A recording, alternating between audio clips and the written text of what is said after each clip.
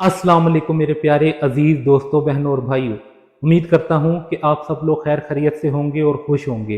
आज की जो मैं वीडियो लेकर आया हूँ, ये एक वायरल वीडियो है जो समर अब्बास अत्तारी हाफिज़हुल्लाह ताला के बारे में है कि ये एक महफिल में बैठे थे, बयान कर रहे थे। वहाँ पर एक किताब व सुन्नत को मानने वाला बंदा खड़ा हो गया और खड़ा होकर उसने क्या सवाल किया, ये वीडियो मैं भी आपको भी दिखाता हूँ। उसने खड़े होकर सवाल किया कि मुर्दे नहीं सुनते, उसका सवाल ही यही था।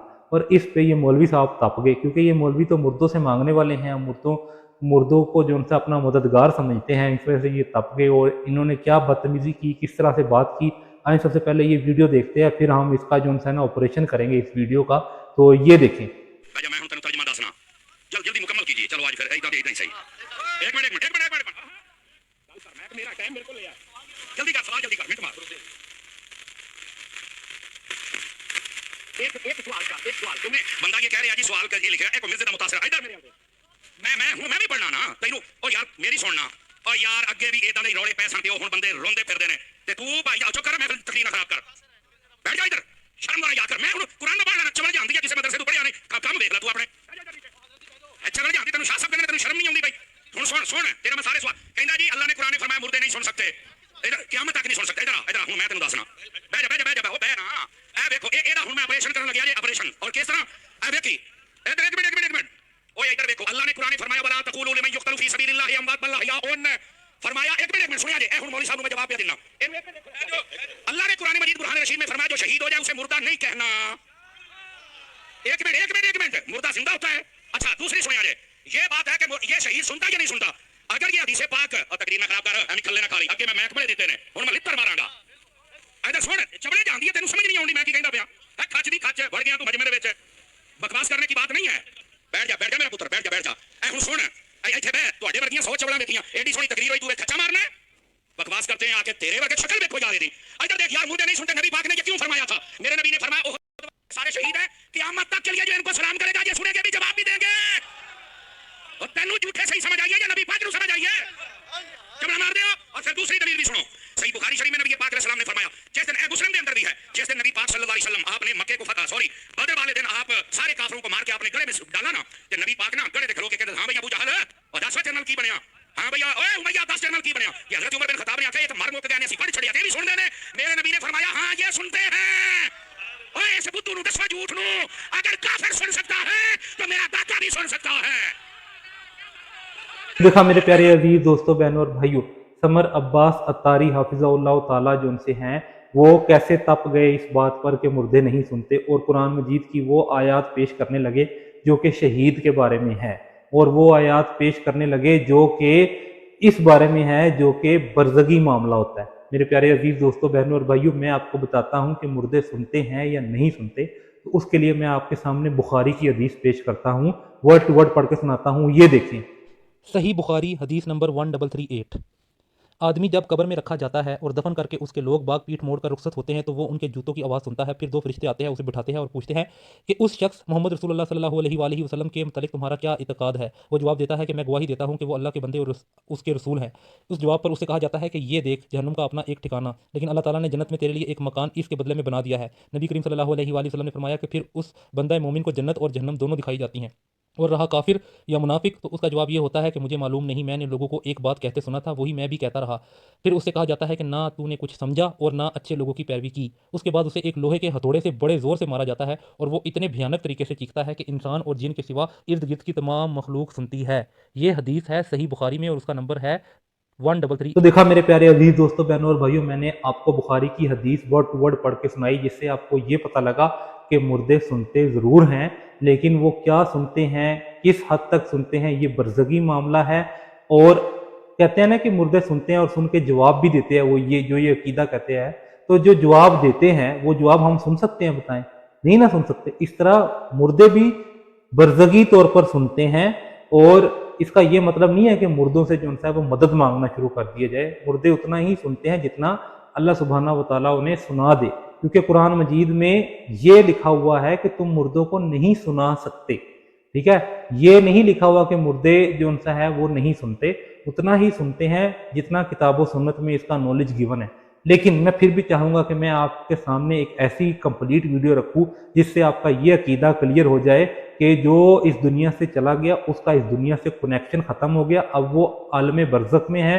عالم برزخ کے کیا معاملات ہیں وہ ہمیں نہیں پتہ، ہمیں صرف اتنا پتہ ہے جو میں نے آپ کو صحیح بخاری کی حدیث پڑھ کے سنائی ہے کہ مردے کس حد تک سنتے ہیں، اور ہمارا یہ بھی عقیدہ کلیئر ہوگا کہ ہم اس دنیا سے جانے والوں سے مدد نہیں مانگ سکتے، دعا کے لیے نہیں پکار سکتے۔ دعا کے لیے پکارنا ہے تو صرف اللہ سبحانہ وتعالیٰ کو پکارنا ہے، کیونکہ اللہ سبحانہ وتعالیٰ قرآن مجید میں فرماتا ہے وَإِذَا سَأَلَكَ عِبَادِي عَنِّي فَإِنِّي قَرِيبٌ أُجِيبُ دَعْوَةَ الدَّاعِ إِذَا دَعَانِ، یعنی اللہ سبحانہ وتعالیٰ کیا فرماتا ہے، جب میرے بندے آپ سے میرے بارے میں سوال کریں تو انہیں کہہ دو کہ اللہ سبحانہ وتعالیٰ بہت قریب ہے، ہر دعا کرنے والے کی دعا کا جواب دیتا ہے جب بھی وہ دعا کرے۔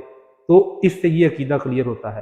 تو آئیں اب ہم سب سے پہلے وہ ویڈیو دیکھتے ہیں انجینئر محمد علی مرزا صاحب کی، جس سے آپ کا یہ عقیدہ بھی کلیئر ہو جائے۔ تو یہ دیکھیں۔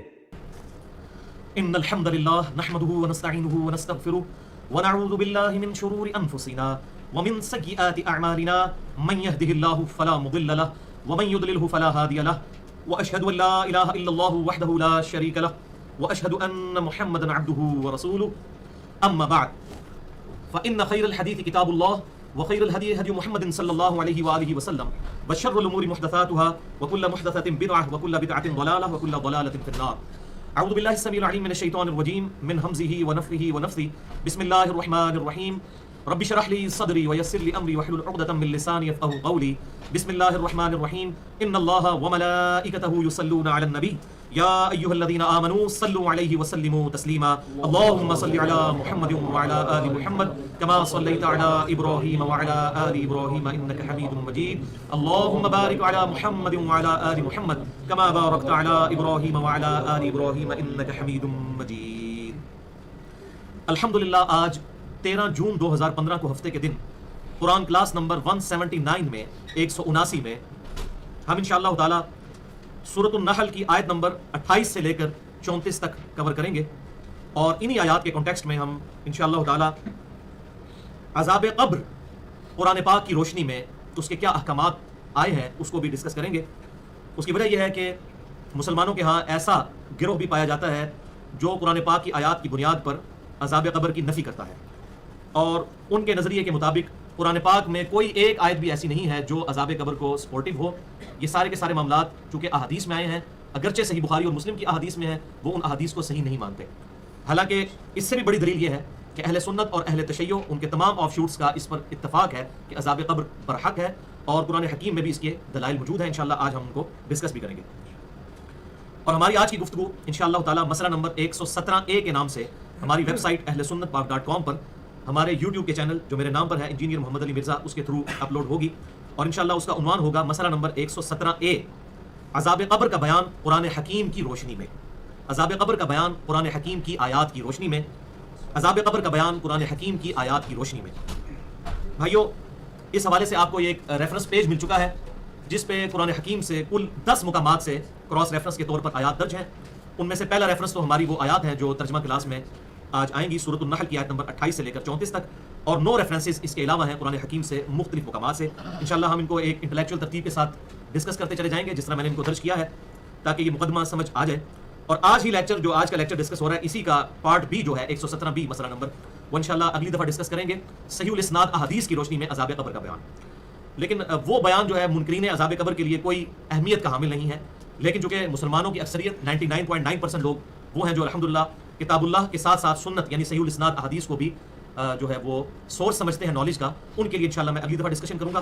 اور آج کی جو ڈسکشن ہے وہ پرٹیکولرلی جو منکرین عذاب قبر ہے قرآن حکیم کے دلائل کی روشنی میں ہم ان کے اصول و مبادی کا رد کریں گے، اور انشاءاللہ تعالیٰ پھر وہ اس بات کو ماننے پر مجبور ہوں گے کہ قرآن حکیم ان کے اصول اور مبادی کو سپورٹ نہیں کرتا جو عذاب قبر کے اگینسٹ وہ کھڑا کرتے ہیں انشاءاللہ تعالیٰ۔ آج کی گفتگو میں جتنی آیات آئیں گی انشاءاللہ ان کے ریفرنسز تو درج ہیں، میں بتاتا جاؤں گا، اور جو احادیث ہوں گی انشاءاللہ ان کے نمبرز بھی بتاؤں گا۔ احادیث تو بہت کم آئیں گی آج، انشاءاللہ اگلی دفعہ آئیں گی، اور تمام احادیث کے نمبرز انشاءاللہ علماء حرمین بیروت اور دارالسلام کی انٹرنیشنل نمبر کے مطابق، جس کے مطابق پوری دنیا میں عربی کتب شائع ہوتی ہیں اور مطبوعۃ شاملہ اور باقی عربی سافٹ ویئرز بنائے جاتے ہیں، اس کے مطابق میں انشاءاللہ ان کی نمبرنگ بھی بتا دوں گا۔ اس کے باوجود اگر کسی کی کوئی کیوری ہو تو لیکچر کے اینڈ پہ سوال کر سکتا ہے، لیکچر کے دوران کسی کو سوال کرنے کی اجازت نہیں، ورنہ ہماری گفتگو کا ڈیکورم ڈسٹرب ہو جائے گا۔ اور بعد میں بھی میرا ای میل ایڈریس ہے mirza_95 yahoo.com، اس پہ ای میل کر کے جواب بھی لیا جا سکتا ہے۔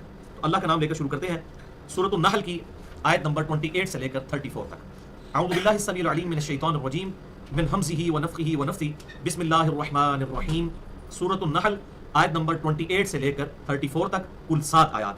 آپ کا جو ریفرنس پیج میں نے دیا ہے اس پہ یہ پہلا ریفرنس ہے، سورۃ النحل آیت نمبر 28 سے لے کر 34 تک۔ الذین تتوفاہم الملائکہ، اب یہ جو اللہ تعالیٰ کے مجرم لوگ ہیں اور اللہ تعالیٰ کے انکاری لوگ ہیں، یا اللہ کو تو مانتے ہیں لیکن اس کی نہیں مانتے، ان کے کانٹیکسٹ میں گفتگو جاری ہے کہ یہ لوگ ایسے ہیں الذین تتوفاہم الملائکہ، کہ جب فرشتے ان پر موت طاری کرتے ہیں، ان کی روحوں کو قبض کرتے ہیں، ظالمی انفسہم، تو وہ اس حال میں ہوتے ہیں کہ وہ اپنی جان پر ظلم کر رہے ہوتے ہیں، اللہ کے باغی اور نافرمان ہوتے ہیں، اس حال میں فرشتے ان کی روح نکالتے ہیں والعیاذ باللہ تعالی۔ تو ان پر کیا کیفیت طاری ہوتی ہے؟ فَأَلْقَوُا السَّلَمَ، تو وہ سر تسلیم خم کرتے ہیں فرشتوں کے سامنے، اگر تو سکتے نہیں ہیں، اور کہتے ہیں مَا كُنَّا نَعْمَلُ مِن سُوءٍ، کہ ہم آج سے پہلے کوئی برا کام نہیں کرتے تھے۔ اب جب ان کو اپنی موت نظر آتی ہے سامنے اور عذاب کے فرشتے نظر آتے ہیں تو اپنا کانفیڈنس لوز کر جاتے ہیں۔ یہ تو انشاءاللہ میں اگلی دفعہ حدیث کی روشنی میں بتاؤں گا کہ وہ حالت کیا ہوتی ہے۔ نیک آدمی کے پاس فرشتے کس حال میں آتے ہیں اور بد آدمی کے پاس والعیاذ باللہ تعالیٰ کس شکل میں فرشتے آتے ہیں۔ موت کے وقت کی سٹیٹس بالکل کلیئر ہو جاتا ہے کہ میرے ساتھ بننے کیا والا ہے۔ تو اس وقت جو مجرم لوگ ہیں وہ کانفیڈنس لوز کر جاتے ہیں، تو وہ فرشتوں سے کہتے ہیں دیکھو دیکھو ہم نے کوئی جرم نہیں کیا، ہم کوئی برے کام نہیں کرتے تھے۔ یہاں پر بھی جس نے جرم کیا ہوتا ہے جب اس کی پکڑ آتی ہے نا تو وہ اپنے جرم سے ہی منکر ہو جاتا ہے، انکار کرنے والا بن جاتا ہے۔ تو یہ جو مجرم لوگ ہیں وہ کہیں گے ہم تو کوئی جرم نہیں کرتے تھے، اور سر تسلیم خم کر دیتے ہیں فرشتوں کے سامنے۔ بلا ان اللہ علیم بما کنتم تعملون، کیوں نہیں، بے شک اللہ تعالیٰ علم والا ہے اور جانتا ہے جو کچھ تم اعمال کیا کرتے تھے۔ فرشتے کہتے ہیں کس کو دھوکہ دے رہے ہو؟ انہ علیم بذات الصدور، وہ اللہ جو کہ سینوں کے چھپے ہوئے رازوں کو بھی جاننے والا ہے، جس نے ٹائنیسٹ ڈیٹیل تک ہر مخلوق کا ڈیٹا اپنے پاس پہلے ہی لوح محفوظ میں لکھ لیا ہے۔ ایسا ڈیوائن اس کا نالج اور پرفیکٹ نالج ہے، اس کو دھوکہ دینا چاہتے ہو اور یہ کہہ رہے ہو کہ ہم کوئی برے اعمال نہیں کیا کرتے تھے۔ والعیاذ باللہ تعالی۔ فادخلوا ابواب جہنم خالدین فیہا، پس داخل ہو جاؤ جہنم میں، ان کے دروازے میں، ان کے دروازے کھول دیے جائیں گے ان کے لیے اور کہا جائے گا داخل ہو جاؤ ان میں اور ہمیشہ ہمیشہ رہو اس میں۔ فلبئس مثوى المتکبرین، تو کیا ہی برا ٹھکانہ ہے تکبر کرنے والوں کا، حق سے اناد کرنے والوں کا، حق کو جھٹلانے اور ٹکرانے والوں کا۔ والعیاذ باللہ تعالی۔ یعنی مرتے ہی نزع کے عالم میں ہی فرشتے کہیں گے آ جاؤ عذاب کی طرف۔ لہذا اصول اور مبادی ٹوٹ گیا منکرین عذاب قبر کا، جو کہتے ہیں کہ آخرت میں عذاب ہوگا۔ یہ تو موت کے وقت آ جا رہا ہے کہ ویلکم کیا جا رہا ہے اب تمہیں اس عذاب کی طرف۔ باقی ڈیٹیل انشاءاللہ اگلے کراس ریفرنسز میں آئے گی۔ یعنی موت کے وقت ان کو یہ مجدہ سنایا جاتا ہے کہ بچوں جی تیار ہو جاؤ، گھنٹی لگنے لگی ہے تھوڑی۔ کیا ہی برا ٹھکانہ ہے تکبر کرنے والوں کا جو حق سے اناد کیا کرتے تھے۔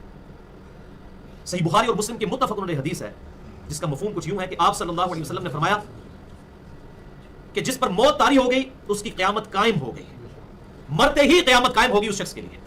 یعنی آخرت تو اس کی شروع ہوگی نا مرنے کے ساتھ ہی۔ اس لیے دیکھیں کیا پرفیکٹ دعا ہمیں سکھائی گئی ہے سورۃ البقرہ میں، اور بخاری اور مسلم کی متفق علیہ حدیث ہے۔ امام کائنات سید الاولین والآخرین شفیع المذنبین رحمۃ للعالمین سیدنا و مولانا امام اعظم محمد رسول اللہ صلی اللہ علیہ وآلہ وسلم، انس بن مالک کہتے ہیں کہ آپ صلی اللہ علیہ وسلم کوئی اور دعا مانگے یا نہ مانگے، آپ کی اکثر دعا ہوا کرتی تھی اللہم ربنا آتنا فی الدنیا حسنہ وفی الآخرۃ حسنۃ وقنا عذاب النار، اے ہمارے رب، اے اللہ ہمیں اس دنیا میں بھی بھلائیاں عطا فرما اور آخرت میں بھی بھلائیاں عطا فرما، اور آخرت کی سب سے بڑی بھلائی وقنا عذاب النار، ہمیں آخرت کے عذاب سے بچا لے۔ تو دنیا میں بھی بھلائیاں اور آخرت میں بھی، اور آخرت کی بھلائی میں قبر کی بھلائی بھی شامل ہے اور پل صراط کی بھلائی بھی شامل ہے، میزان عمل کی بھی بھلائی شامل ہے۔ لہٰذا یہ جو علماء نے مولویوں نے اپنی طرف سے یہ دعا جوڑ دی ہے وقنا عذاب القبر وقنا عذاب الحشر وقنا عذاب المیزان، یہ بالکل فیبریکیٹڈ بات ہے۔ ان بیچاروں کا نالج بڑا لمیٹڈ ہے، ان کو پتہ نہیں ہے کہ آخرت میں قبر، حشر اور میزان عمل اور پل صراط سب داخل ہے۔ ہمارے محبوب صلی اللہ علیہ وسلم کی دعا بڑی جامع ہے، ربنا آتنا فی الدنیا حسنہ وفی الآخرۃ حسنۃ وقنا عذاب النار، یہ بڑی پرفیکٹ دعا ہے۔ اس لیے آپ دیکھیں سنن ابی داؤد میں صحیح حدیث ہے کہ آپ صلی اللہ علیہ وسلم طواف کعبہ میں صرف ایک ہی دعا مانگتے تھے، وہ بھی رکن یمانی سے لے کے حجر اسود تک، وہ مستجاب دیوار کے سامنے سے گزرتے ہوئے وہ یہی دعا تھی ربنا آتنا فی الدنیا حسنہ وفی الآخرۃ حسنۃ وقنا عذاب النار۔ یعنی یہ پرفیکٹ دعا ہے، اس کے اندر سب کچھ شامل ہے۔ اور صحیح مسلم کی ایک حدیث ہے بڑی زبردست جو میں نے مسئلہ تقدیر میں بھی بیان کی تھی، مسئلہ نمبر 104 A B اور C کے اندر، کہ ایک صحابی جو تھے وہ اتنے بیمار ہوئے کہ بالکل چڑیا کی طرح ان کی حالت ہو گئی، کمزور ہو گئے، ہڈیوں کا ڈھانچہ بن گئے۔ تو آپ صلی اللہ علیہ وسلم ان کی عیادت کے لیے تشریف لائے، تو آپ صلی اللہ علیہ وسلم نے فوراً بھانپ لیا، بینگ این انٹلیکچوئل پرسنالٹی، آپ نے فرمایا تو اللہ سے کیا مانگتا ہے؟ تو انہوں نے کہا یا رسول اللہ میں اللہ سے دعا کرتا ہوں اے اللہ جو تو نے مجھے آخرت میں عذاب دینا ہے دنیا میں دے لے۔ والعیاذ باللہ تعالی۔ آپ نے کہا سبحان اللہ، اللہ پاک ہے، کیا تو اللہ تعالیٰ کے عذاب کو سہنے کی سکت رکھتا ہے؟ تو یہ دعا کیوں مانگتا ہے؟ تجھے تو چاہیے تھا تو دعا مانگتا ربنا آتنا فی الدنیا حسنہ وفی الآخرۃ حسنۃ وقنا عذاب النار، اے اللہ ہمیں اس دنیا میں بھی بھلائیاں عطا فرما اور آخرت میں بھی بھلائی عطا فرما، اور سب سے بڑی بھلائی وقنا عذاب النار، دوزخ کے آگ کے عذاب سے ہمیں بچا۔ تو آپ نے اس کو یہ دعا تعلیم کی، صحابہ کہتے ہیں اس نے وہ دعا مانگنی شروع کی تو چند ہی دنوں میں اس کی صحت بالکل واپس آ گئی، الحمدللہ۔ یہ صحیح مسلم میں حدیث موجود ہے۔ تو یہ ہے اسلام کی تعلیمات۔ اسلام کوئی فنیٹک دین نہیں، معاذ اللہ استغفر اللہ، اسلام بڑا پرفیکٹ دین ہے اور یہ فطرت کے مطابق ہے۔ اس میں کوئی ایگزیجریشن نہیں ہے. کیا ہی برا ٹھکانہ ہے فلبئس مثوى المتکبرین، تکبر کرنے والوں کے لیے.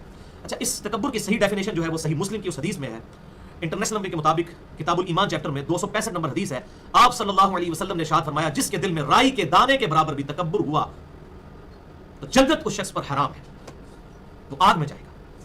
صحابہ نے عرض کیا اللہ کے محبوب صلی اللہ علیہ وسلم، بسا اوقات انسان کی خواہش ہوتی ہے کہ اس کے کپڑے اچھے ہوں، اس کی جوتیاں اچھی ہوں، کیا یہ بھی تکبر ہے؟ آپ صلی اللہ علیہ وآلہ وسلم نے ارشاد فرمایا یہ تکبر نہیں ہے. اللہ خوبصورت ہے اور خوبصورتی کو پسند فرماتا ہے. تکبر یہ ہے کہ تم حق بات سے عناد کرو اور دوسروں کو حقیر جانو. حق بات سے عناد کرنا سب سے بڑا تکبر ہے. یعنی دل نے گواہی دے دی کہ بات سچی ہے لیکن پھر نہیں مانی. اتنے بڑے بڑے بزرگ پاگل ہیں، اتنے بڑے بڑے علماء پاگل ہیں، ان کو بات نہیں سمجھ آئی، کل کے چھوکرے کو یہ بات سمجھ آ گئی ہے، میں اس کی بات کیوں مانوں؟ یہ ہے تکبر. بھائی ہم کب کہتے ہیں آپ ہماری بات مانو؟ ہم تو کتاب اللہ اور سنت سے ریفرنس پیش کرتے ہیں. آپ نے ماننا ہے تو کتاب اللہ اور سنت کو ماننا ہے. ہم تو اپنے محبوب صلی اللہ علیہ وسلم کے ڈاکیے کی حیثیت سے پرفیکشن کے ساتھ انٹلیکچوئل لیول پہ ان کا پیغام آپ تک پہنچانے کی کوشش کر رہے ہیں. ہم کب کہہ رہے ہیں کہ ہم فائنل اتھارٹی ہیں؟ ہم تو ریفرنس سے بات کرتے ہیں. Dictionary is always authority. But کے اسپیلنگ BUT بٹ ہے یا BAT بٹ ہے یہ ڈکشنری بتائے گی. اگر ڈکشنری کہتی ہے BUT بٹ تو کوئی PhD انگلش اس کو BAT بٹ نہیں بنا سکتا، اور کوئی پرائمری کلاس کا اسٹوڈنٹ BUT بٹ کہہ کے غلط ڈکلیئر نہیں ہو سکتا. اس کی ڈگری نہیں اس سے مانگی جائے گی بلکہ حق بات کی پیروی کی جائے گی. تو حق بات سے عناد کرنا یہ ہے تکبر. کسی کو پتہ چل گیا جب اس نے آیت سن لی ایاک نعبد و ایاک نستعین، اے اللہ ہم صرف تیری عبادت کرتے ہیں اور غائب میں مدد کے لیے تجھی کو پکارتے ہیں، دعا تجھی سے کرتے ہیں. ظاہری اسباب تو آپ اختیار کر سکتے ہیں، وتعاونوا علی البر والتقوی ولا تعاونوا علی الاثم والعدوان کے تحت، لیکن غائب میں کسی کو پکارنا یہ دعا ہے اور دعا اللہ کے تعالیٰ کے ساتھ خاص ہے. اس کے بعد یا علی مدد کہے تو تکبر ہی ہے اس کے اندر. یا شیخ عبد القادر جیلانی کو پکارے مشکل کشاد کے لیے تو تکبر ہی ہے. ایک شخص نے خود دیکھ لیا بخاری اور مسلم میں جو اہل سنت کی مین سٹریم کی کتاب ہیں، ٹاپ آف دا لسٹ، کہ آپ صلی اللہ علیہ وسلم رکوع میں جاتے وقت اور رکوع سے اٹھتے وقت رفع الیدین کرتے تھے. اور ایون اہل تشیع کے ہاں بھی جتنی احادیث پائی جاتی ہیں ان میں بھی یہ رفع الیدین موجود ہے. پوری امت کا اجماع ہے اس کے اوپر سوائے احناف کے. تو اب اس کے اندر تکبر ہی ہوگا نا کہ وہ حق بات قبول نہ کرے. دل نے گواہی دے دی حق بات ہے تو اس کو قبول کریں. تو تکبر یہ ہے کہ تم حق بات سے عناد کرو، صحیح مسلم 265، اور دوسروں کو حقیر جانو. یعنی خود اچھا لباس پہننا کوئی بری بات نہیں ہے، لیکن اس لباس کے ساتھ انسان میں کوئی ایسا تکبر پیدا ہو جائے کہ دوسروں کو حقیر سمجھنا شروع کر دے، پھر اس کا لباس جو ہے وہ واقعی تکبر کی علامت ہے. اور اگر اس کے دل میں ایسی کوئی نیت نہیں ہے تو اللہ تعالیٰ کے ہاں کوئی گرفت نہیں ہے. والعیاذ باللہ تعالی. وقیل للذین اتقوا ماذا انزل ربکم، اور جب کہا جاتا ہے ان لوگوں سے تو تقوی اختیار کرتے ہیں اپنے رب کا کہ تمہارے رب نے کیا نازل کیا ہے تمہارے لیے. قرآن کے بارے میں جب ان سے پوچھا جاتا ہے قالوا خیرا، تو وہ کہتے ہیں یہ خیر ہے جو اللہ نے ہمارے لیے نازل کیا ہے. کیسی خیر ہے کہ پیپر آؤٹ کر دیا آخرت کا پہلے کہ یہ تمہارے ساتھ ہونے والا ہے. للذین احسنوا فی هذه الدنیا حسنا، اور یہ وہ نیک لوگ ہیں جن کے لیے دنیا میں بھی بھلائیاں ہیں. ولدار الآخرۃ خیر، اور آخرت کا گھر جو ہے وہ تو بہت اچھا ہے ان لوگوں کے لیے جو تقوی اختیار کرنے والے ہیں. ولنعم دار المتقین، اور ضرور متقین کے لیے وہ بڑا خوبصورت ٹھکانہ ہے آخرت. جنات عدن يدخلونها تجری من تحتها الانہار. ابھی دیکھ لیں سائملٹینیس کنٹراسٹ چل رہا ہے. پہلے دوستیوں کا ذکر ہوا، اب جنتیوں کا ذکر ہے، اور ان کی بھی موت کا وقت آئے گا اس کا بھی ذکر اسی میں آئے گا. جنتیں ہیں ان کے لیے ہمیشہ کے باغ ہیں رہنے کے لیے. تجری من تحتها الانہار، ایسی جنتیں جن کے نیچے نہریں بہتی ہوں گی. لہم فیہا ما یشاؤون، اور اس جنت میں ان کے لیے ہر وہ چیز ہوگی کہ جو وہ خواہش کریں. جنت میں ہر وہ شے ہوگی جو ان کی خواہش ہوگی. یعنی ہر بندے کی خواہش ڈفرنٹ ہوگی. ایک ڈاکٹر کی خواہش ڈفرنٹ ہوگی، ایک انجینئر کی خواہش ڈفرنٹ ہوگی، ایک فلاسفر کی خواہش ڈفرنٹ ہوگی. اس کے دنیا میں جو عقدے حل نہیں ہوئے ہوں گے وہ اللہ تعالیٰ سے ڈسکشن کرے گا. تو انسان کو اپنے دل میں اچھی اچھی خواہشیں آخرت کے حوالے سے رکھنی چاہیے. مثلا میں نے اپنے دل میں خواہش رکھی ہوئی ہے کہ اگر میں جنت میں انشاءاللہ پہنچنے میں کامیاب ہو گیا انشاءاللہ، تو میں اللہ تعالیٰ سے یہ ریکویسٹ کروں گا کہ مجھے اپنے پروفٹ صلی اللہ علیہ وسلم کی پوری زندگی کی ویڈیو دکھائی جائے، آپ کی پیدائش سے لے کر آپ کی وفات تک. یعنی میری خواہش ہے، اللہ تعالیٰ اس خواہش کو پوری کر سکتا ہے. کوئی مشکل نہیں اللہ تعالیٰ، اس سے بڑی بڑی خواہشات. مسئلہ تقدیر اکثر لوگ پوچھتے ہیں، میں نے تو بڑی کوشش کی ہے اس کو سمجھانے کی. 6.5 گھنٹے کی گفتگو ہے. مسئلہ نمبر 103، 104A، 104B، 104C. بہرحال کسی خاص حد تک ہی ہم سمجھا سکے ہیں قرآن و سنت کے ڈیٹے کی روشنی میں. 200 آیات کراس ریفرنس کے طور پر میں نے پیش کی ہیں. بہرحال پھر بھی چند چیزیں ایسی ہیں جن کا سولوشن ہمارے پاس نہیں ہے. ہم مسئلہ تقدیر بھی اللہ تعالیٰ سے ڈسکس کر سکتے ہیں، جنت میں پہنچ سکتے، اور جتنی خواہشات کسی شخص کے لیے ہو سکتی ہیں وہ چیزیں ڈسکس کر سکتا ہے. اللہ تعالیٰ اس کی خواہشات کے مطابق اس کو نوازے گا. اور یہ حقیقت بات ہے کہ جنت کی نعمتیں ایسی ہیں، اور سب سے بڑی جنت کی نعمت جو اللہ تعالیٰ کا دیدار ہے، کہ اس نعمت کے بعد تو شاید ہی کسی نعمت کی تمنا انسان کے دل میں رہ جائے. پھر بھی اللہ تعالیٰ نے بونس کے طور پر بے شمار نعمتیں اپنے بندوں کے لیے تیار کر رکھی ہیں. اور کسی کو شوق ہو تو صحیح مسلم میں تیسری یعنی آخری جلد کے اندر جنت کا بیان اور اس کی نعمتوں کا بیان والا چیپٹر پڑھ لیں. اور اس سے بھی زیادہ ڈیٹیل پڑھنا ہو تو مشکات المصابیح میں، جس کو میں نے انسائکلوپیڈیا آف حدیث ڈکلیئر کیا ہے، اہل سنت کی مین سٹریم کی جتنی کتابیں ہیں، کتب ستہ ہوں، بخاری، مسلم، ابو داؤد، نسائی، ابن ماجہ اور جامع ترمذی، ان احادیث اور ان کے علاوہ بھی احادیث کی کتابوں سے تقریباً 13 کتابوں سے اس میں جنت سے ریلیٹڈ تمام احادیث ایک انٹلیکچوئل ترتیب کے ساتھ جمع ہے. اس لیے میں نے مشکات میں پورا لیکچر بھی دیا تھا. مسئلہ نمبر 111B، مشکات المصابیح کا کمپلیٹ انٹروڈکشن. تو مشکات میں آپ جنت کا چیپٹر پڑھ لیں تو انسان کے دل میں خواہش پیدا ہوتی ہے کہ ابھی جنت میں پہنچے. لیکن بھائی جی اتنا سوکھا کام نہیں ہے، اگے وہ گل بھی آ رہی ہے. کذالک یجزی اللہ المتقین، اللہ تعالیٰ اسی طرح جزا دیتا ہے پرہیزگاروں کو. دودھ پینے والے مجنون نہیں، پرہیزگار کون ہوتا ہے؟ ڈر جانے والا کون ہوتا ہے؟ جسے یہ پتا ہو کہ میری accountability on the day of judgment ہونے والی ہے. قرآن پاک کے لیے بھی ہے نا ہدی للمتقین ہے، ڈر جانے والوں کے لیے. یہ متقین سے یہ نہ سمجھے کہ داڑھی پگڑی کا ذکر ہو رہا ہے، نہیں، ڈر جانے والا جس کو یہ بات پتہ چل جائے کہ کسی ہستی نے مجھے بغیر میری مرضی کے پیدا کیا ہے اور وہ میرے ساتھ کچھ بھی کرنے پر قادر ہے، وہ ہے اصل میں ڈر جانے والا.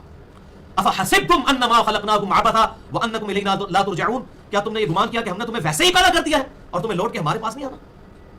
بڑی سیریس کریشن ہے ہیومن بینگ کی، پرپس فل کریشن ہے. اللہ تعالیٰ کی تخلیق کا کلائمیکس ہے یہ انسان، فضول نہیں. ربنا ما خلقت هذا باطلا، اللہ یہ تو نے سب کچھ جو ہے یہ باطل تو پیدا نہیں فرمایا، یہ تو عیب ہے باطل شے کو بنانا. اللہ تعالیٰ تو عیب سے پاک ہے، ہر چیز کسی مقصد کو. پوری کائنات اللہ تعالیٰ نے انسان کے لیے پیدا کی اور انسان کو اپنے لیے پیدا کیا. وما خلقت الجن والانس الا ليعبدون، میں نے جن اور انسانوں کو نہیں پیدا کیا مگر صرف اس لیے کہ وہ میری عبادت کریں. اور عبادت ہے اللہ تعالیٰ کی محبت کے ساتھ اس کی اطاعت کرنا، صرف نمازیں پڑھنا نہیں، اطاعت، ٹوٹل اوبیڈینس گاڈ کی، مسجد میں بھی اور مسجد سے باہر بھی، حقوق اللہ بھی اور حقوق العباد بھی. یہ ٹوٹل پیکج ہے جو اللہ تعالیٰ نے جس کی بنیاد پہ یا ایھا الذین آمنوا ادخلوا فی السلم کافہ، اے ایمان والو اسلام میں پورے کے پورے داخل ہو جائیں. ادھا تتر تے ادھا بڈیر نہیں، اللہ نو چاہیے صحیح دودھ پینے والے مجنون نہیں بلکہ پریکٹسنگ مسلمان.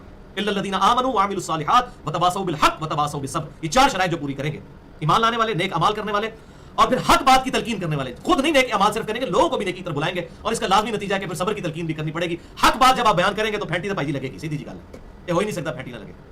پھر صبر کی تلقین بھی کرنی ہوگی. یہ چار ہے، ڈیٹم لیول ہے کامیابی کے لیے ایٹ لیسٹ. درشی پڑھ لیں. اللهم صل على محمد وعلى ال محمد كما صليت على ابراهيم وعلى ال ابراهيم انك حميد مجيد. اللهم بارك على محمد وعلى ال محمد كما باركت على ابراهيم وعلى ال ابراهيم انك حميد مجيد. كذلك يجزي الله المتقين، اور یوں ہی اللہ تعالیٰ جزا دیتا ہے پرہیزگاروں کو، ڈر جانے والوں کو، جو واقعی یہ بات سمجھ لیں کہ ہمیں ہماری مرضی کے بغیر جس نے پیدا کیا وہ ہمارے ساتھ کچھ بھی کرنے پر قادر ہے. اب ان لوگوں کی جب موت کا وقت آئے گا ایمان والوں کی تو کیا حالت ہوگی؟ الذین تتوفاہم الملائکہ، کہ جب فرشتے ان کی روح قبض کر رہے ہوں گے طیبین، تو وہ پاک صاف ہوں گے، شرک سے پاک ہوں گے. باقی گناہوں سے تو 100% کو پاک نہیں ہو سکتا، شرک سے پاک ہوں گے، اعمال میں بھی کافی حد تک تطہیر ہوگی. باقی اللہ تعالیٰ موت کی تکلیف کے باعث ان سے باقی تکلیفیں بھی دور کر دے گا. اس حال میں یقولون سلام علیکم، اور فرشتے ان کو کہہ رہے ہوں گے سلامتی ہو تم پر. ادھر سے ہی دیکھیں بالکل ڈائریکشن کلیئر ہو جائے گی کہ میں نے کدھر جانا ہے، موج لگ جائے گی جناب موت کے وقت ہی. سلام علیکم، جب موت کے فرشتے اور وہ ساری پارٹی جو آئی ہے ملک الموت کے ساتھ، وہ انسان کو اس حال میں موت کی خوشخبری سنا رہی ہو کہ سلام علیکم یا ایتھا النفس المطمئنہ ارجعی الی ربک راضیۃ مرضیہ فادخلی فی عبادی وادخلی جنتی. اے اطمینان والی جان، اس حال میں اپنے رب کی طرف لوٹ کہ تیرا رب تجھ سے راضی، تو اپنے رب سے راضی، آ میرے بندوں میں داخل ہو، میری جنت میں آ جا. جب اس حال موت کے وقت ہی باقی لوگ تو رو رہے ہوں گے لیکن اس کے لیے خوشی کے لمحات، ہمیشہ کی اربوں خربوں سال کی کامیابیاں شروع. صحیح مسلم میں حدیث ہے، دنیا اور آخرت کی مثال اس طرح ہے جیسے کوئی شخص سوئی ڈبوئے سمندر کے اندر، تو اس سوئی کی نوک کے ساتھ جتنا پانی لگے گا وہ دنیا کی زندگی ہے اور سمندر آخرت کی. یہ بھی سمجھانے کے لیے انفینٹ. اس قسم کی 17 حدیث بخاری اور مسلم سے میں نے اپنے لیکچر مسئلہ نمبر 51 میں بیان کی ہیں. رزق حرام کی مذمت، دنیا پرستی کا انجام اور اس کا علاج، اور ساتھ ہی ساتھ کراس ریفرنس کے طور پر تقریباً 10 آیات قرآن حکیم سے دنیا کی محبت کی مذمت اور مال کی مذمت پر، رزق حرام کی، حلال کی نہیں، رزق حرام کی مذمت پہ بیان کی ہے. تو فرشتے کہیں گے تم پر سلامتی ہو، ادخلوا الجنۃ بما کنتم تعملون، داخل ہو جاؤ جنت میں اپنے اعمال کے بدلے میں. صرف ایمان لانا کافی نہیں ہے، اپنے اعمال کے بدلے میں. اللہ تعالیٰ دیکھ لے کس چیز کے اوپر ساری بنیاد رکھ رہا ہے، اعمال. اللہ کی رحمت کی بھی ضرورت ہے. بخاری اور مسلم کی متفق علیہ حدیث ہے، کوئی شخص محض اپنے اعمال کی بنیاد پہ جنت میں داخل نہیں ہو سکتا. صحابہ نے عرض کیا اللہ کے محبوب کیا آپ بھی؟ آپ نے فرمایا ہاں میں بھی، جب تک میری رب کی رحمت مجھے ڈھانپ نہ لے میں بھی جنت میں نہیں داخل ہو سکتا. تو رب کی رحمت ہماری کمزوریوں کو کمپنسیٹ کرے گی، اللہ کے محبوب صلی اللہ علیہ وسلم کی شفاعت ہماری کمزوریوں کو کمپنسیٹ کرے گی. پرفیکٹ تو کوئی بھی نہیں ہو سکتا لیکن اعمال بھی ساتھ ضروری ہیں. جس طرح کسان بیج بوتا ہے، اس میں ہل چلاتا ہے، یہ اس کی محنت ہے، پھر رحمت کی بارش ہوتی ہے تو فصل اگتی ہے. صرف بارش سے بھی فصل نہیں اگنی اور صرف بیج بونے سے بھی فصل نہیں اگنی. اس طرح اعمال کے بیج بونے ہوں گے، اللہ کی رحمت اور اس کے محبوب صلی اللہ علیہ وسلم کی شفاعت اللہ کے اذن سے ہوگی تو انشاءاللہ تعالی ہمارے لیے نور علی نور ہو جائے گا انشاءاللہ. داخل ہو جاؤ جنت میں اعمال کے بدلے میں. هل ينظرون الا ان تاتيهم الملائکہ او یاتی امر ربک، کیا لوگ اس انتظار میں ہے کہ فرشتے ان کے پاس آ جائیں موت کے وقت ان کی روح قبض کرنے کے لیے، پھر انہوں نے بندے کا پتر بننا ہے، اس سے پہلے انہوں نے اپنی اصلاح نہیں کرنی، یا ان کے رب کا امر آ جائے، فیصلہ ہو جائے ان کے لیے. اللہ کا عذاب دنیا میں بھی آ سکتا ہے، موت کا وقت آ جائے، اس وقت کا انتظار کر رہے ہیں. کذالک فعل الذین من قبلہم، بالکل اس طرح اگلے لوگ بھی کیا کرتے تھے. वमा ज़लमहुमुल्लाह, और अल्लाह ने उन पर जुल्म नहीं किया, वलाकिन कानू अनफुसहुम यज़लिमून, बल्कि वो लोग खुद अपनी जानों पर जुल्म करते थे। अगर अल्लाह ताला ने किसी के लिए डिसीजन किया है दोज़ख का, तो उनके अपने अमाल की वजह से किया है। अल्लाह ताला जालिम नहीं है। अल्लाह ताला कहता है मैंने किसी पर जुल्म नहीं किया, उन्होंने खुद ये जहन्नुम अपने लिए खरीदी थी। सूरह अत-तहर में वाज़ेह आयत है, इन्ना हदैनाहु सबील इम्मा शाकिरन व इम्मा कफूरा, हमने तो हिदायत का रास्ता वाज़ेह कर दिया है, चाहो तो शुक्रगुजारी की रविश इख्तियार करो, चाहो तो नाशुक्री की। ये तो मन चले का सौदा है, जिसने लेना है खट्टा लेना है खट्टा ले, मीठा लेना मीठा ले। अल्लाह ताला जबरदस्ती नहीं किसी के साथ करेगा। जबरदस्ती करनी वाली मखलूक तो अल्लाह ने पहले पैदा की हुई है, फरिश्ते।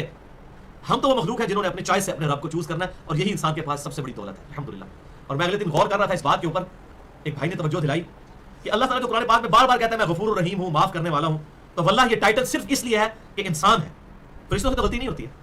जो अल्लाह ताला बार बार कहता है मैं बख्शने वाला मेहरबान हूँ, तो ये टाइटल है ही हमारी वजह से, क्योंकि हमने गलतियां करनी है और अपने रब की तरफ रुजू लाना है, तो अल्लाह ने माफ करना है। फरिश्ते तो गलतियां करते ही नहीं है, ये अल्लाह का जो टाइटल है, वक़तबा अला नफ्सिर रहमा, और हमने अपने ऊपर लाजिम कर लिया कि हर हाल में रहम ही करेंगे, मखलूक के ऊपर रहम फरमाने वाला। बुखारी और मुस्लिम की मुत्तफ़क़ुन अलैह हदीस, अल्लाह ताला ने मखलूक की पैदाइश से पहले अपने अर्श पे अपने पास ये इबारत लिख ली थी कि मेरी रहमत मेरे गज़ब पर सबकत ले जाने वाली है। लेकिन काम भी वो किए जाए ना, अल्लाह ताला ढील देता है कि शायद मेरा बंदा मेरी तरफ पलट आए। तो अल्लाह ताला हमारे हमने ऊपर जुल्म नहीं किया, वो अपनी जानों पर खुद जुल्म करने वाले थे। इसलिए मैंने मसला तकदीर भाइयों रिकॉर्ड करवाया, मसला नंबर 103, 104 ए, बी और सी, 200 आयात से 6.5 घंटे में तकदीर के ऊपर एक्सक्लूसिव गुफ्तगू है, और उसमें मैंने सारी बुखारी और मुस्लिम की वो अहादीस भी डिस्कस की हैं जिनसे बज़ाहिर जो है वो जबरिया के अकीदे को सपोर्ट मिलती है। तो अहले सुन्नत का जो मजहब है वो जबरिया और कदरिया के दरमियान है। फ़असाबहुम सय्यिआत, बस उनको सजा मिली, आ पकड़ा उनको सजा ने, मा आमिलू, जो वो आमाल किया करते थे, वहाक़ बिहिम मा कानू बिही यस्तहज़िऊन, और आ घेरा उनको उस अजाब ने जिसका वो मजाक उड़ाया करते थे। मौत के वक्त ही उन पर अजाब आ गया, फिर उनको पता चल गया कि भाई अब ये तो डायरेक्शन हमारी उस तरफ जा रही है, लेकिन उस वक्त पछताने का कोई फायदा नहीं है। आ घेरा उस अजाब ने जिसका दुनिया में वो मजाक उड़ाया करते थे, वलियाउज़ु बिल्लाहि ताला। लिहाजा भाइयों, ये पहला रेफरेंस जो हमने सूरत अन-नहल की आयत नंबर 28 से लेकर 34 तक डिस्कस की है, इसमें भी आप देख लें बिल्कुल डायरेक्शन क्लियर हो रही है कि मौत के वक्त ही अजाब का मुजदा सुना दिया जाएगा या अल्लाह की नेमतों का मुजदा सुना दिया जाएगा, उसी वक्त, एग्जैक्ट उन्हीं लम्हात के अंदर, नज़ा के आलम में। लिहाजा इन आयत से मेरे ज़हन में ये बात आई, मेरा इरादा नहीं था, ये समझ ले मैंने कोई मगरिब से थोड़ी देर पहले इरादा किया कि इस कॉन्टेक्स्ट में सारी आयात जमा की जाए, फिर बड़ी मेहनत करके 2 घंटे के अंदर ये अल्हम्दुलिल्लाह इंटेलेक्चुअल तरतीब से 10 आयात जमा की है। लिहाजा यहाँ पर ये बात समझ लीजिए भाइयों, कुरान हकीम की रोशनी में अल्लाह ताला के अजाब की कुल 4 किस्तें हैं, 4 इक़सात हैं, 4 पोर्शंस में अल्लाह ताला का अजाब नाज़िल होता है वलियाउज़ु बिल्लाहि ताला अपने नाफरमान बंदों के ऊपर। नंबर 1, इस दुनिया की जिंदगी में अजाब आ जाता है अल्लाह ताला की तरफ से, दुनिया की जिंदगी में भी अल्लाह ताला अजाब नाजिल फरमा देता है कुरान हकीम की रोशनी में। आज हमारी पूरी डिस्कशन कुरान पाक के हवाले से, हदीस इंशाल्लाह अगली दफा डिस्कस करेंगे अजाब कब्र के हवाले से। तो अजाब की पहली किस्त इस दुनिया की जिंदगी में कुरान हकीम की रोशनी में वो आयात भी इंशाल्लाह हम डिस्कस करेंगे। दुनिया में आती है पहली किस्त अल्लाह ताला के अजाब की। दूसरी किस्त इस कुरान की रोशनी में मौत के वक्त, उसकी हल्की सी झलक तो हमने सुनी धमकियों की शक्ल में, अगली आयत आएंगी कि मौत के वक्त मुंह और पीठ पर थोड़े मारते हैं फरिश्ते, नज़ा के आलम में, वलियाउज़ु बिल्लाहि ताला। वो दूसरी अजाब की किस्त आती है कुरान हकीम की रोशनी में अल्लाह के नाफरमान बंदों पर। तीसरी अजाब की किस्त आएगी कब्र के अंदर, इंशाल्लाह उसकी दलील भी कुरान हकीम की रोशनी में हम डिस्कस करेंगे, और हदीस में तो डिटेल से बुखारी और मुस्लिम में पूरे पूरे चैप्टर्स हैं, अहले सुन्नत के यहाँ भी अहले तशय्युअ के यहाँ भी मौजूद है। और चौथी किस्त है भाइयों, अल्टीमेट किस्त, वो आखिरत का अजाब है, दोज़ख का। उस पर तो पूरी इंसानियत का इजमा है, सिर्फ मुसलमानों का नहीं, पूरी इंसानियत का। Accountability of the day of judgement, क़यामत के दिन की जवाबदेही और आखिरत का अल्टीमेट अज़ाब वलियाउज़ु बिल्लाहि ताला। अल्लाहुम्मा अजिरना मिनन नार, अल्लाहुम्मा अजिरना मिनन नार, अल्लाहुम्मा अजिरना मिनन नार, अल्लाहुम्मा मन अहयैतहु मिन्ना फअहयिही अलल इस्लाम व मन तवफ़्फ़ैतहु मिन्ना फतवफ़्फ़हु अलल ईमान। अल्लाहुम्मा रब्बना आतिना फ़िद दुनिया हसना व फ़िल आखिरति हसनतन व क़िना अज़ाबन नार। ये आप सल्लल्लाहु अलैहि वसल्लम की सुन्नत मुबारक है। बुखारी और मुस्लिम में कितनी हदीस है कि जब इस तरह की आयत आती थी तो अल्लाह के महबूब सल्लल्लाहु अलैहि वसल्लम फौरन दुआएं करना शुरू कर देते थे, इवन अपनी नफली नमाजों में भी दुआएं शुरू कर देते थे उसी वक्त जब इस किस्म की आयत डिस्कस होती थी।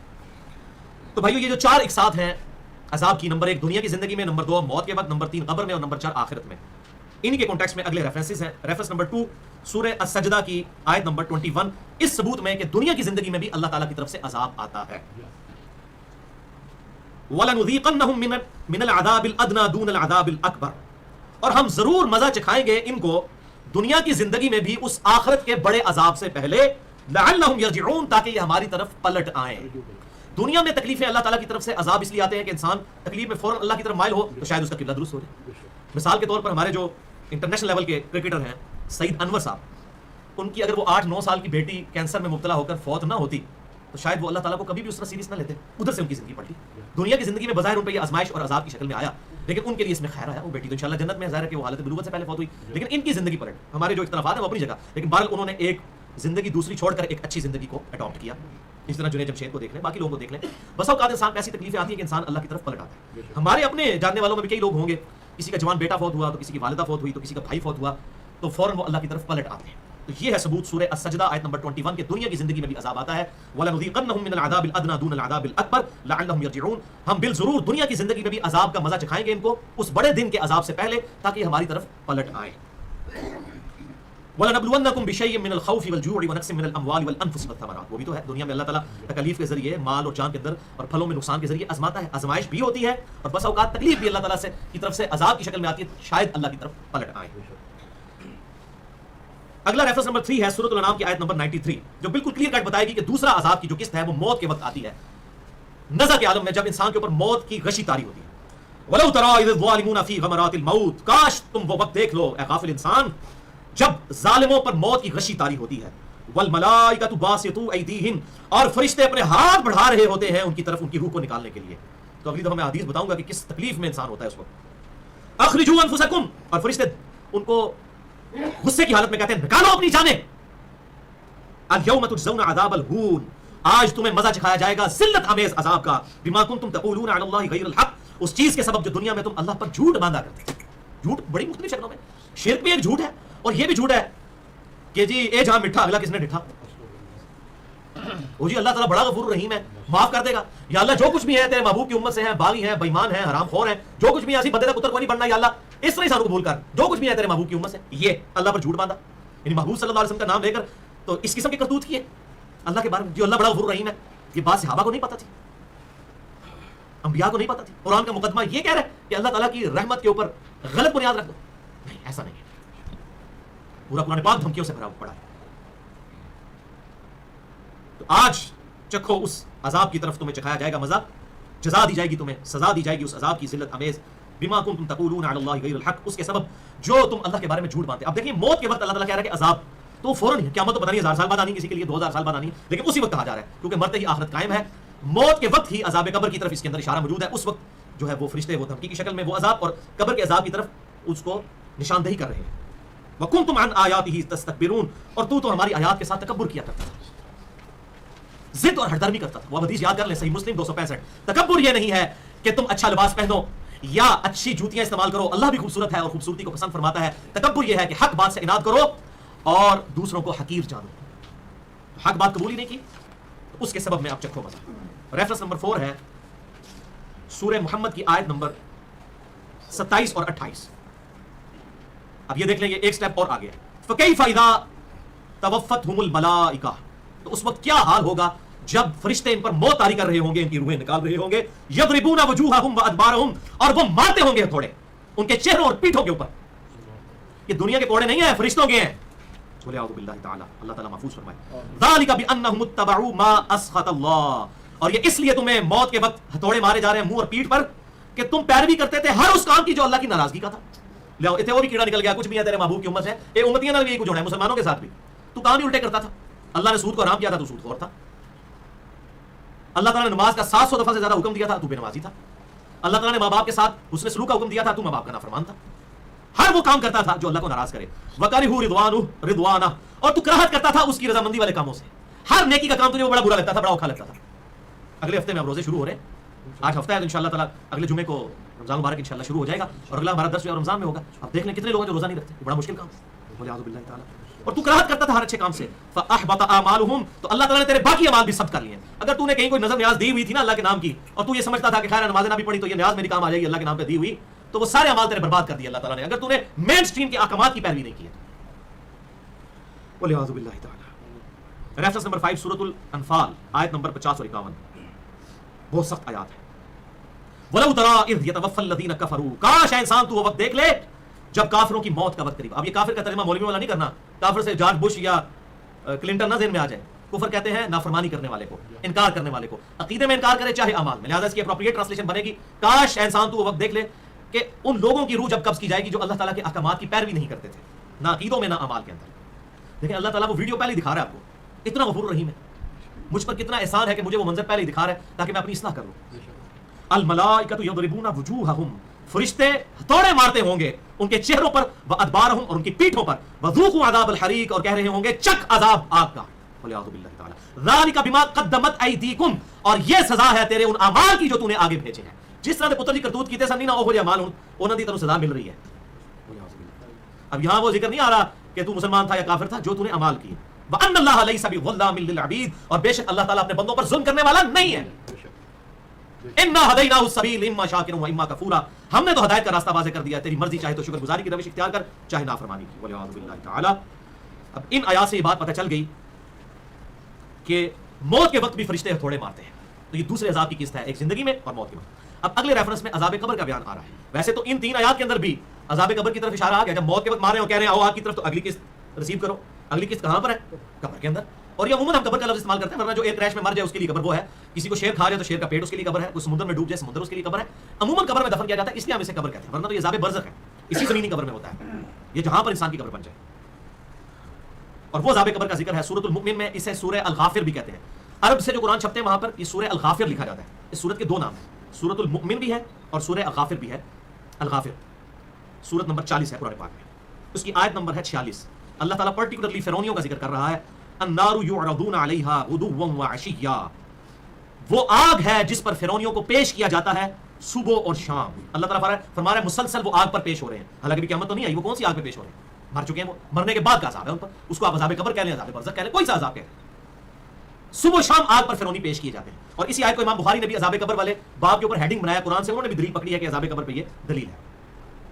व यौम तक़ूमुस साअह, और जब क़यामत आएगी, उदखिलू आला फिरऔन अशद्दल अज़ाब, तो उस वक्त फिरौनियों को, फिरौन वालों को दाखिल किया जाएगा बड़े अजाब में। इसका मतलब बड़ा अजाब तो होना है क़यामत को, उससे पहले सुबह शाम कोई और अजाब भी हो रहा है उनको। वो कौन सा अजाब हो रहा है? वो तीसरी अजाब की किस्त है जो कब्र में होनी है। वो कब्र जो है वो हाथी इसका शेर का पेट भी बन सकता है, वो कब्र जो है वो मट्टी के अंदर भी हो सकती है, वो एयर क्रैश में भी हो सकती है, और वो समुद्र के अंदर भी हो सकती है।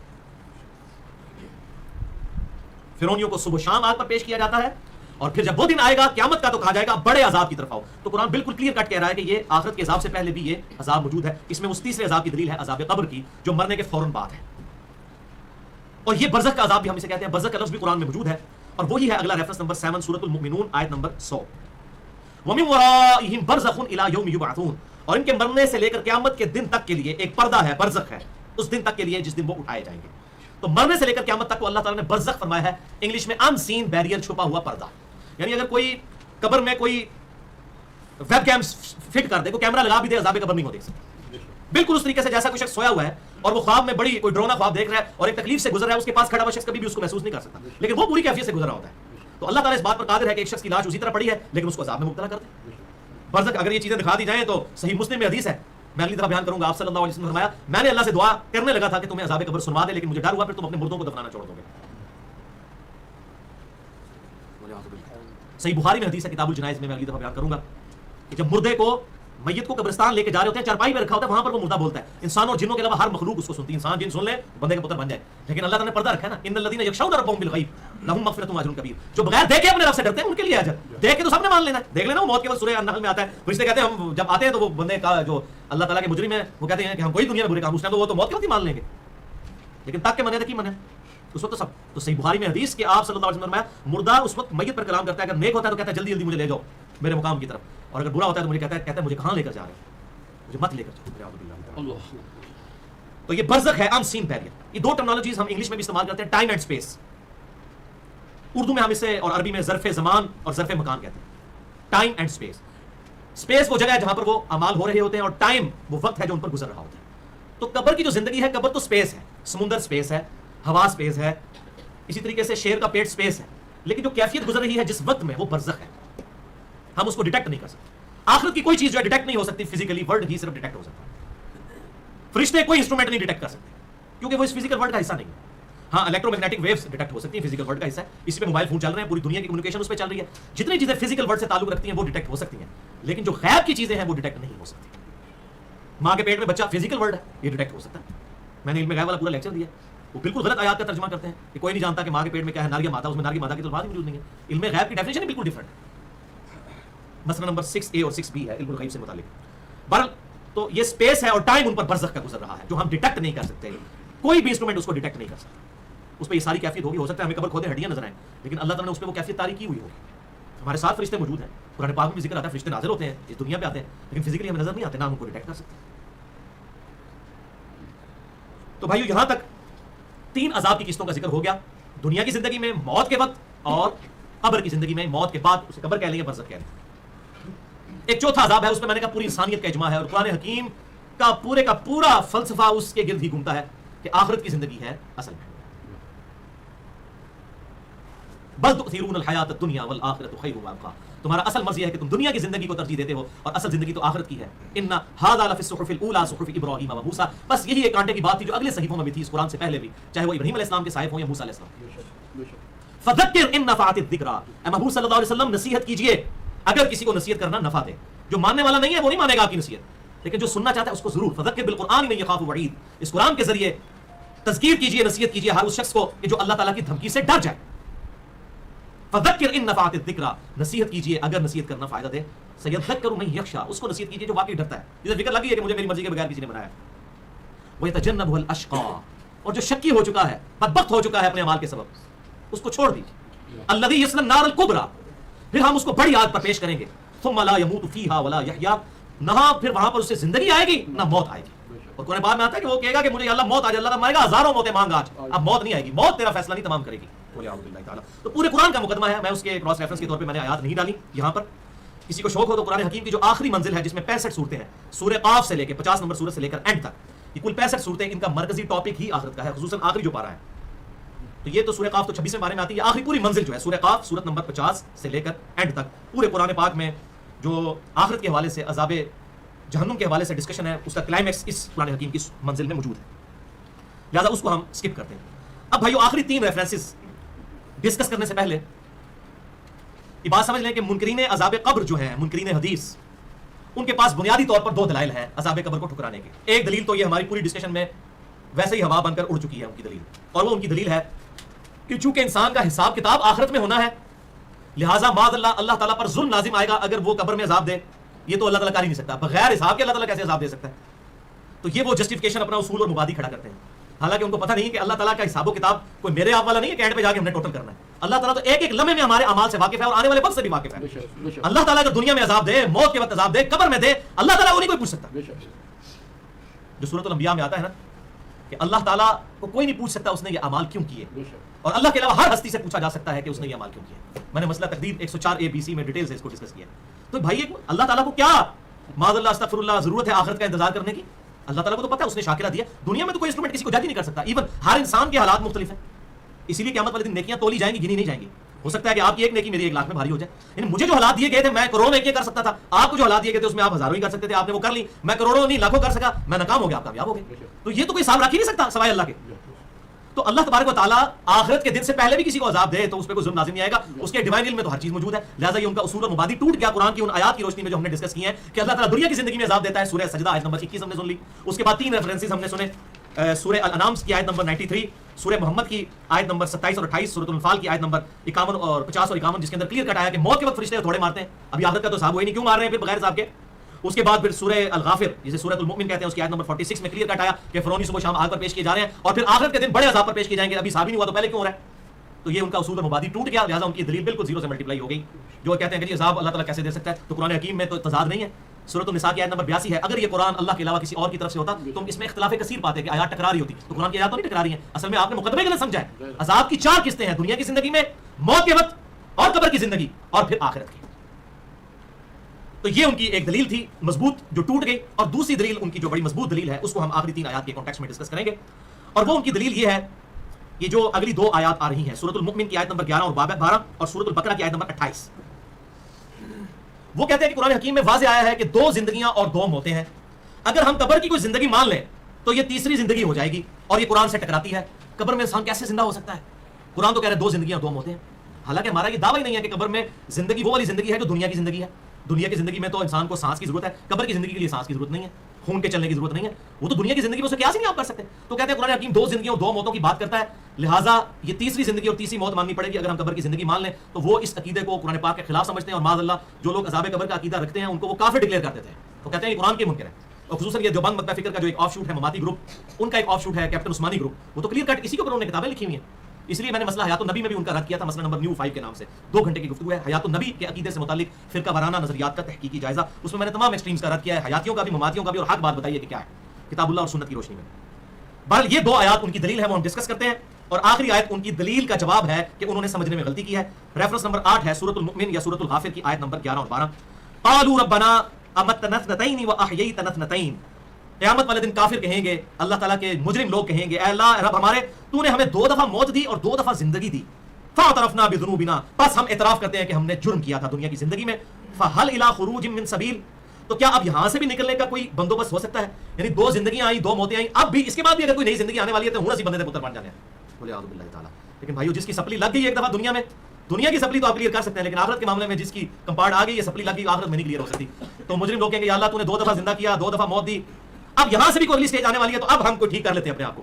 جس طرح لوگ یہاں بھی کہتے ہیں جی میں پہلے بچیوں کے ہاتھ پیلے ہو جائیں پھر تو میں مسجد ہی بیٹھا رہوں گا، میں مسجد تو نکلیں گے ہی نہیں، میں تو بس اذان بھی نہیں دیا کروں گا، ظاہر ہے جی تو ہم پھر گھر لے ٹھوڈے مار کے ویسے ہی کاٹ دیں گے، تو یہی کام ہی کرنا ہے۔ پھر آج ڈیسیژن کرنا ہے، لن تنالوا البر حتى تنفقوا مما تحبون، تم نیکی کو ہرگز نہیں پہنچ سکتے جب تک کہ اپنی پسندیدہ چیزیں اللہ کی راہ میں قربان نہ کرو۔ سب سے پسندیدہ چیز تو جوانی ہے، یہی نہ اللہ کو دی، بڑھاپے میں تو بھائی شیر بھی شکار کرنا چھوڑ دیتا ہے، در جوانی توبہ کردن شیبہ پیغمبری، اسی لیے کہا جاتا ہے نا، یہ تو انبیاء کا طریقہ ہے جوانی کے اندر اپنے رب کو رسپانس کرنا۔ تو یہاں سے نکلنے کی کوئی سبیل ہے؟ اللہ تعالیٰ فرمائے گا ذالکم بانہ اذا دعی اللہ وحدہ کفرتم، یہ عذاب تمہیں اس لیے آیا کہ جب اکیلے ایک اللہ کی طرف تمہیں بلایا جاتا تھا تم انکار کر دیتے تھے، اللہ کی طرف جانے سے انکار کر دیتے تھے، اس کو ماننے سے، اس کی ماننے سے، دونوں چیزیں، اللہ کو بھی نہیں مانتے تھے یا اللہ کی بھی نہیں مانتے تھے۔ وَإِن يُشْرَكَ بِهِ تُؤْمِنُوا، اور جب اللہ کے ساتھ اور ہستیوں کو شریک ٹھہرایا جاتا تھا پھر تم ایمان لے آتے تھے۔ فَالْحُكْمُ لِلَّهِ الْعَلِيِّ الْكَبِيرِ، تو حکم، الٹیمیٹ حکم تو اس اللہ کا ہے جو عالی ہے اور بڑا مرتبے والا ہے۔ آج تو بادشاہت اللہ کی ہے، لمن الملک اليوم للہ الواحد القہار، آج کے دن کس کی بادشاہت ہے؟ اس اللہ واحد قہار کی۔ یہ بھی سورۃ المؤمن میں آتی ہے۔ آپ اندازہ کریں اللہ نے آخرت میں اپنا نام غفور الرحیم نہیں رکھا ہوا، القہار، قہر والا، بولے اعوذ باللہ تعالی، ڈر جانے کا مقام۔ تو کہتے ہیں دیکھیں اس میں 2 زندگیاں اور 2 موتوں کا ذکر آیا، میں بتا بھی دیتا ہوں کون سی 2 زندگیاں اور 2 موتیں ہیں۔ اس کی بریک اپ جو ہے وہ سورۃ البقرہ میں آیا ہے، آیت نمبر 28، آپ کا ریفرنس نمبر 9 وہ یہ ہے، کیف تکفرون باللہ، تم کیسے اللہ تعالیٰ کا انکار کر سکتے ہو، وکنتم امواتا، کہ تم تو مردہ تھے، فاحیاکم، اس نے تمہیں زندگی دی۔ یعنی اللہ تعالیٰ نے ڈورمنٹ پوزیشن میں ہماری روحوں کو سلا دیا تھا، جب اللہ تعالیٰ نے پہلی دفعہ ہمیں وجود بخشا روحوں کی فارم میں تو ہم پر موت طاری کر دی، وہ ہماری پہلی موت تھی ڈورمنٹ پوزیشن میں۔ کوئی اللہ کی کولڈ اسٹوریج ہے، جس طرح کی بھی اسٹوریج ہے وہاں پر اللہ تعالیٰ نے روحوں کو رکھا ہوا ہے ڈورمنٹ پوزیشن میں، پہلی دفعہ موت طاری کی۔ وکنتم امواتا، تم مردہ تھے، فاحیاکم، ہم نے تمہیں زندگی بخشی، یعنی ماں باپ کو ذریعہ بنایا تمہاری زندگی کا، اس دنیا میں تم آئے۔ ثم یمیتکم، پھر ہم تمہیں دوبارہ موت دیں گے، ثم یحییکم، پھر تمہیں دوبارہ زندہ کریں گے آخرت میں۔ اب یہ جو موت ہے دوسری موت، اور یہ جو زندگی ہے یہ دوسری زندگی۔ اب آپ کو 2 زندگیاں اور 2 موتیں سمجھ آ گئی۔ پہلی موت وہ ڈورمنٹ پوزیشن میں انسان کا جانا، پہلی زندگی ماں باپ کے ذریعے دنیا میں آنا، اور دوسری موت دنیا کی زندگی گزار کر موت، اور دوسری زندگی آخرت میں زندہ اٹھایا جانا، اور اس کے بعد پھر ہمیشہ کی زندگی ہے ولیعوذ باللہ تعالیٰ، یا تو دوزخ میں یا انشاءاللہ تعالیٰ جنت میں انشاءاللہ۔ اللہم اجرنا من النار، اللہم اجرنا من النار، اللہم اجرنا من النار۔ ثم الیہ ترجعون، پھر تمہیں پلٹ کر اسی کی طرف جانا ہے۔ آخرت میں جب زندہ ہوگے اللہ کے حضور، پھر وہ ایک بڑی عدالت لگے گی، اس دن فیصلے کا دن ہے۔ ذالک یوم التغابن، وہ ہے ہار اور جیت کے فیصلے کا دن۔ جیتا وہ جو اس دن جیت گیا، اور ہارا وہ جو اس دن ہار گیا۔ دنیا کی ناکامی تو بھائی عارضی ہے، ایک فٹ پاتھ پہ مرنے والے لاوارث انسان کو بھی وہی کفن ملتا ہے جو ایک بہت بڑے بادشاہ کو ملتا ہے، اتنی ہی زمین اسے بھی ملتی ہے، اس کو بھی اتنی ملتی ہے۔